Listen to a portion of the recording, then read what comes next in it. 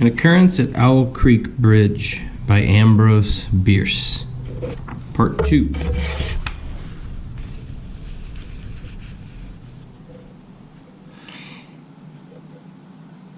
Peyton Farquhar was a well-to-do planter of an old and highly respected Alabama family. Being a slave owner, and like other slave owners, a politician, he was naturally an original secessionist and ardently devoted to the Southern cause. Circumstances of an imperious nature, which it is unnecessary to relate here, had prevented him from taking service with that gallant army which had fought the disastrous campaigns ending with the fall of Corinth, and he chafed under the inglorious restraint, longing for the release of his energies, the larger life of the soldier, the opportunity for distinction. That opportunity, he felt, would come, as it comes to all in wartime. Meanwhile, he did what he could. No service was too humble for him to perform in the aid of the South, no adventure too perilous for him to undertake if consistent with the character of a civilian who was at heart a soldier, and who, in good faith and without too much qualification, assented to at least a part of the frankly villainous dictum that all is fair in love and war. One evening, while Farquhar and his wife were sitting on a rustic bench near the entrance to his grounds, a gray-clad soldier rode up to the gate and asked for a drink of water. Mrs. Farquhar was only too happy to serve him with her own white hands. While she was fetching the water, her husband approached the dusty horseman and inquired eagerly for news from the front. "The Yanks are repairing the railroads," said the man, "and are getting ready for another advance. They have reached the Owl Creek Bridge, put it in order, and built a stockade on the north bank. The commandant has issued an order, which is posted everywhere, declaring that any civilian caught interfering with the railroad, its bridges, tunnels, or trains will be summarily hanged. I saw the order." "How far is it to the Owl Creek Bridge?" Farquhar asked. "About 30 miles.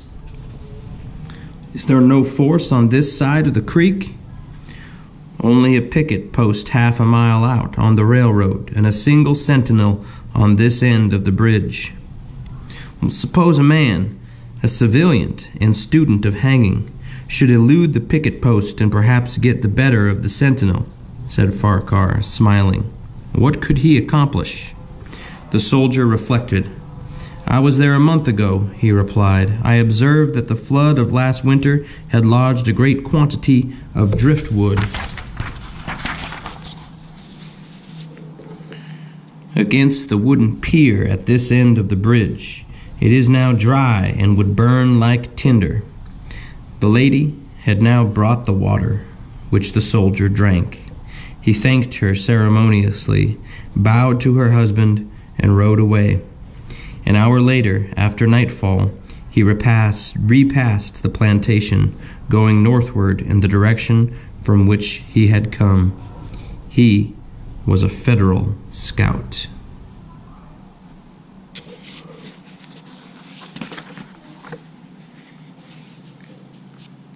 Part 3. As Peyton Farquhar fell straight downward through the bridge, he lost consciousness and was as one already dead. From this state he was awakened, ages later, it seemed to him, by the pain of a sharp pressure upon his throat, followed by a sense of suffocation. Keen, poignant agonies seemed to shoot from his neck downward through every fiber of his body and limbs. These pains appeared to flash along well-defined lines of ramification and to beat with an inconceivably rapid periodicity. They seemed like streams of pulsating fire heating him to an intolerable temperature. As to his head, he was conscious of nothing but a feeling of fullness, of congestion. These sensations were unaccompanied by thought. The intellectual part of his nature was already effaced. He had power only to feel, and feeling was torment. He was conscious of motion. Encompassed in a luminous cloud, of which he was now merely the fiery heart, without material substance, he swung through unthinkable arcs of oscillation like a vast pendulum. Then all at once, with terrible suddenness, the light about him shot upward with the noise of a loud splash. A frightful roaring was in his ears, and all was cold and dark. The power of thought was restored. He knew that the rope had broken, and he had fallen into the stream. There was no additional strangulation. The noose about his neck was already suffocating him and kept the water from his lungs. To die of hanging at the bottom of a river! The idea seemed to him ludicrous. He opened his eyes in the darkness and saw above him a gleam of light, but how distant, how inaccessible. He was still sinking, for the light became fainter and fainter until it was a mere glimmer. Then it began to grow and brighten, and he knew that he was rising toward the surface. He knew it with reluctance, for he was now very comfortable. To be hanged and drowned, he thought, that is not so bad, but I do not wish to be shot. No, I will not be shot. That is not fair. He was not conscious of an effort, but a sharp pain in his wrist apprised him that he was trying to free his hands. He gave the struggle his attention, as an idler might observe the feat of a juggler, without interest in the outcome. What splendid effort!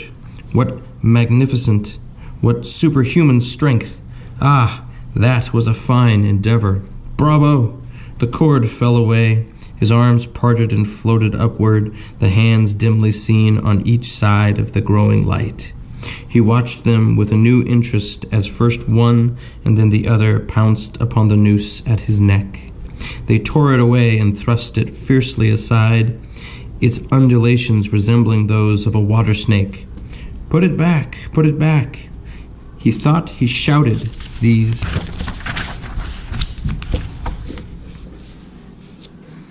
words to his hands, for the undoing of the noose had been succeeded by the direst pang that he had yet experienced. His neck ached horribly. His brain was on fire. His heart, which had been fluttering faintly, gave a great leap, trying to force itself out of his mouth. His whole body was racked and wrenched with an insupportable anguish. But his disobedient hands gave no heed to the command. They beat the water vigorously with quick downward strokes, forcing him to the surface. He felt his head emerge. His eyes were blinded by the sunlight. His chest expanded convulsively, and with a supreme and crowning agony his lungs engulfed a great draught of air, which instantly he expelled in a shriek. He was now in full possession of his physical senses. They were, indeed, preternaturally keen and alert. Something in the awful disturbance of his organic system had so exalted and refined them that they made record of things never before perceived. He felt the ripples upon his face and heard their separate sounds as they struck. He looked at the forest on the bank of the stream, saw the individual trees, the leaves, and the veining of each leaf. He saw the very insects upon them, the locusts, the brilliant-bodied flies, the gray spiders stretching their webs from twig to twig. He noted the prismatic colors in all the dewdrops upon a million blades of grass, the humming of the gnats that danced above the eddies of the stream, the beating of the dragonfly's wings, the strokes of the water spider's legs like oars which had lifted their boat. All these made audible music. A fish slid along beneath his eyes, and he heard the rush of its body parting the water. He had come to the surface facing down the stream. In a moment the visible world seemed to wheel slowly round, himself the pivotal point, and he saw the bridge, the fort, the soldiers upon the bridge, the captain, the sergeant, the two privates, his executioners. They were in silhouette against the blue sky. They shouted and gesticulated, pointing at him. The captain had drawn his pistol, but did not fire. The others were unarmed. Their movements were grotesque and horrible, their forms gigantic. Suddenly he heard a sharp report, and something struck the water smartly within a few inches of his head, spattering his face with spray. He heard a second report and saw one of the sentinels with his rifle at his shoulder, a light cloud of blue smoke rising from the muzzle. The man in the water saw the eye of the man on the bridge gazing into his own through the sights of the rifle. He observed that it was a gray eye and remembered having read that gray eyes were keenest and that all famous marksmen had them. Nevertheless, this one missed.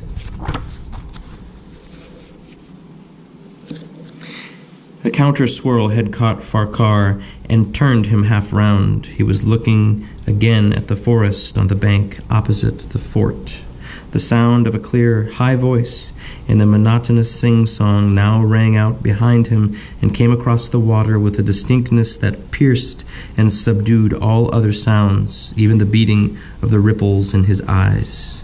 Although no soldier, he had frequented camps enough to know the dread significance of that deliberate, drawling, aspirated chant. The lieutenant on shore was taking a part in the morning's work. How coldly and piteously, with what an even, calm intonation, presaging and enforcing tranquility on the men, with what accurately measured interval fell those cruel words. "Company! Attention! Shoulder arms! Ready! Aim! Fire!" Farquhar dived as deeply as he could. The water roared in his ears like the voice of Niagara, yet he heard the dull thunder of the volley, and rising again toward the surface met shining bits of metal, singularly flattened, oscillating slowly downward. Some of them touched him on the face and hands, then fell away, continuing their descent. One lodged between his collar and neck. It was uncomfortably warm, and he snatched it out. As he rose to the surface, gasping for breath, he saw that he had been a long time under water. He was perceptibly further downstream, nearer to safety. The soldiers had almost finished reloading.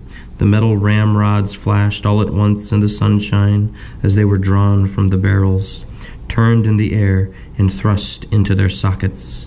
The two sentinels fired again, independently and ineffectually.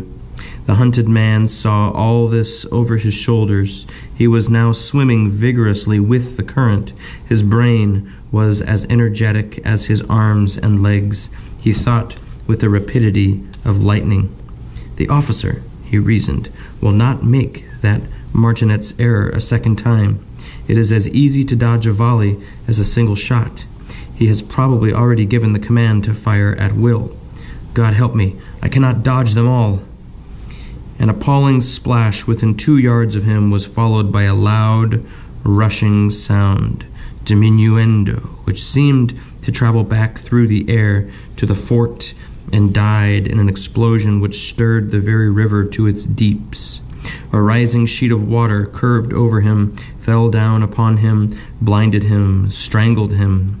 The cannon had taken a hand in the game. As he shook his head free from the commotion of the smitten water, he heard the deflected shot humming through the air ahead, and in an instant it was cracking and smashing the branches in the forest beyond.